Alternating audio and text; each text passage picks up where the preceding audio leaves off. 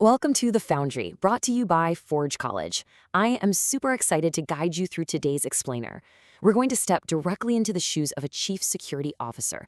Your mission, protecting your ultimate digital vault.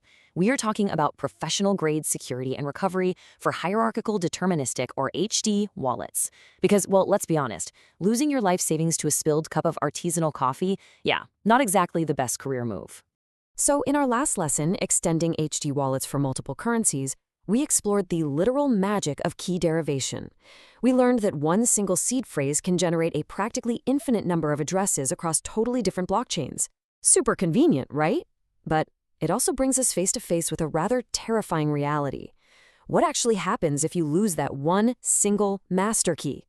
I mean, if it's gone for good.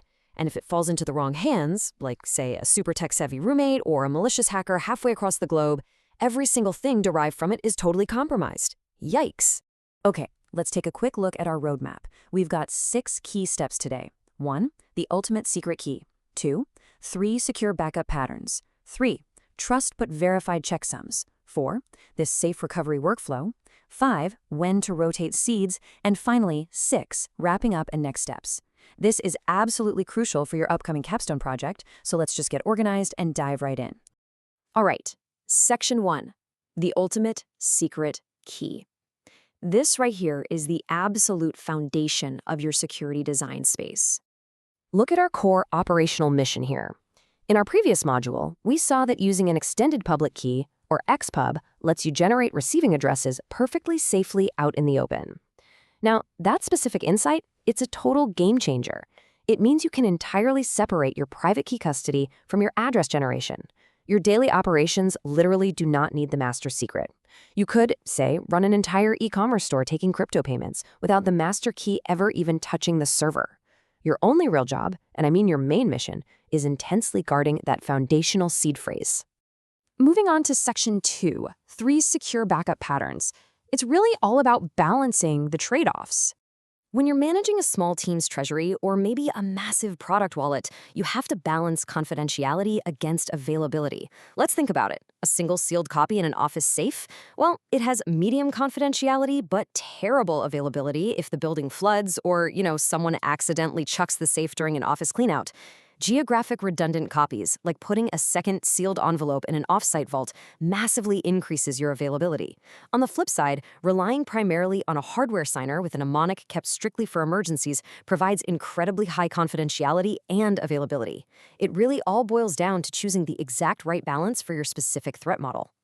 But wait, what if you want maximum confidentiality? That is where Shamir splitting comes into play.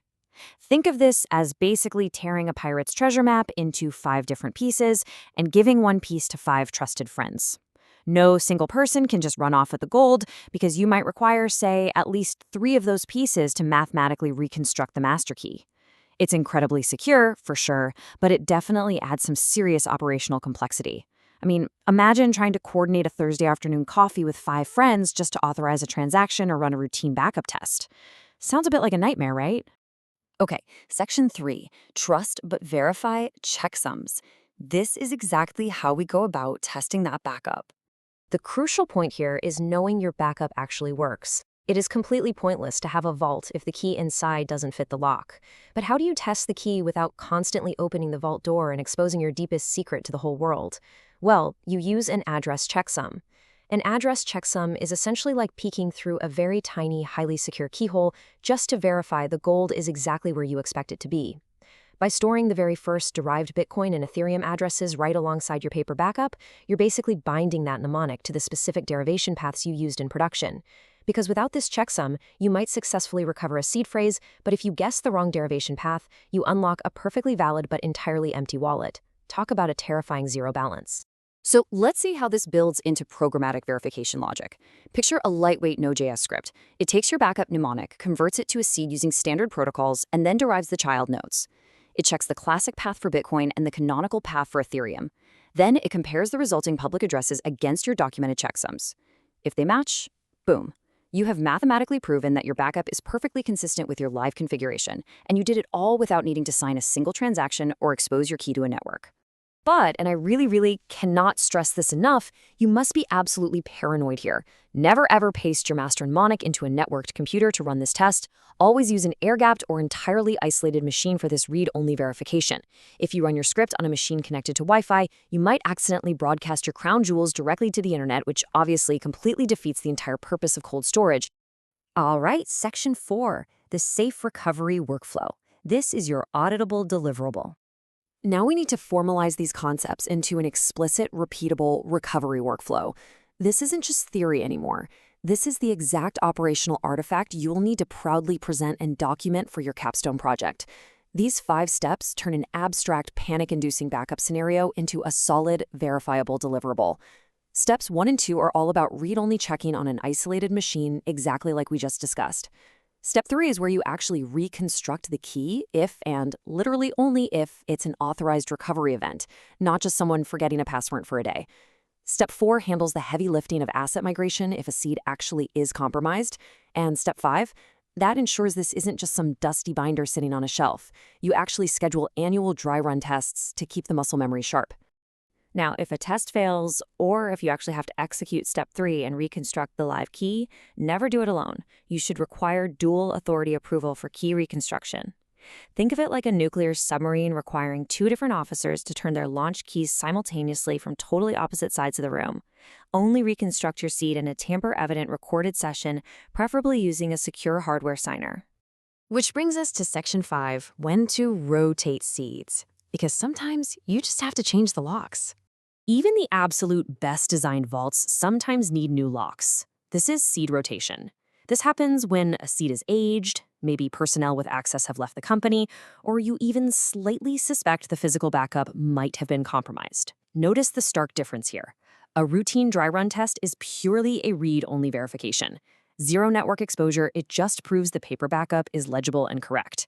But a compromise protocol or seed rotation, that is a massive operational shift. You have to generate an entirely new mnemonic, meticulously migrate all your digital assets to the new derived accounts via on-chain transactions, and completely update every single one of your documented checksums. It is a full structural reset. Honestly, it's the Web3 equivalent of moving to a new house across the country and having to update your address on every single subscription and bill you own. Not fun, but sometimes entirely necessary. And finally, Section 6. Wrapping up and next steps. Wow, we have covered a tremendous amount of ground today. Let's consolidate all these operational security protocols so you can confidently tackle your capstone submission. If you take literally nothing else away from this explainer, remember these 3 absolute pillars of professional-grade wallet stewardship. 1. Deterministic checksums completely eliminate the guesswork of derivation paths. 2. Layered backups give you the perfect balance of confidentiality and availability for your specific team's needs. And 3. Formalized, tested workflows separate safe, read-only verification from highly sensitive secret reconstruction. So your next step in these Forge college courses is to put this theory right into practice. Before moving to the capstone, you need to assemble your artifacts. Take your time with this. Create a sample sealed backup record that includes your mnemonic, your exact path list, and your derived address checksums. Draft your written recovery workflow and put a dry run verification schedule on the calendar. These documents are the ultimate proof that your setup isn't just hopeful, it's bulletproof. As you prepare to build your capstone, I really want you to ask yourself, is your digital vault auditable, repeatable, and truly secure enough to pass the ultimate test? Don't just trust it, verify it. I really hope you found this explainer incredibly helpful. To dive deeper into Web3 operational security, access more great courses, and join our learning community, be sure to visit forge.college. Stay secure, and I'll catch you in the next one.